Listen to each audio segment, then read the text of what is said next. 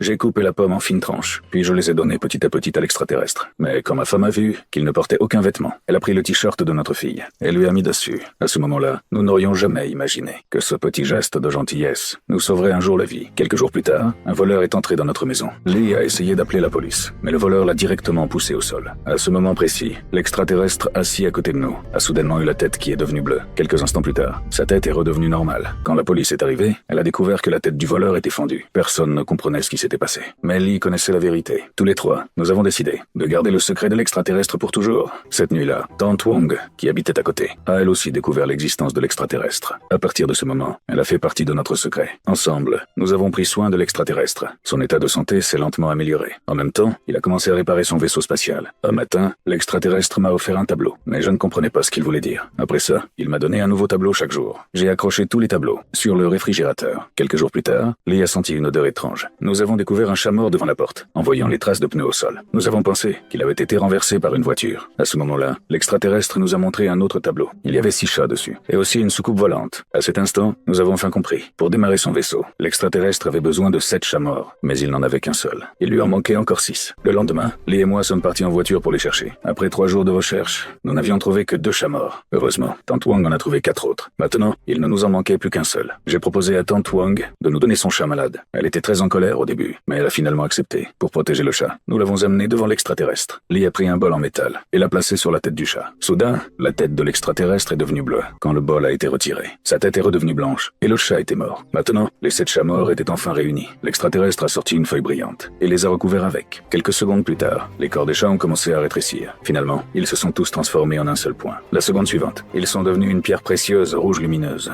Cette pierre précieuse était le moteur de la soucoupe volante. Dès qu'elle a été remise dans le vaisseau s'est immédiatement activé. Nous trois étions complètement sous le choc. Mais à ce moment-là, l'armée a détecté la position du vaisseau. L'extraterrestre m'a fait signe de partir avec lui, mais j'ai refusé. À cet instant, nous avons entendu de violents coups contre la porte. L'armée était déjà arrivée devant notre maison. Nous n'avions plus le temps de réfléchir. Nous n'avions qu'une seule option, monter dans le vaisseau avec l'extraterrestre. La seconde suivante, le vaisseau a disparu dans le ciel. Un peu plus tard, le vaisseau a atterri dans un endroit inconnu. Nous pensions être arrivés sur une autre planète, mais le téléphone de Lee avait toujours du signal. Et il y avait beaucoup d'objets fabriqués par des humains autour de nous. C'est à ce moment-là que nous avons enfin découvert la vérité. L'endroit où l'extraterrestre nous avait emmenés n'était pas une autre planète,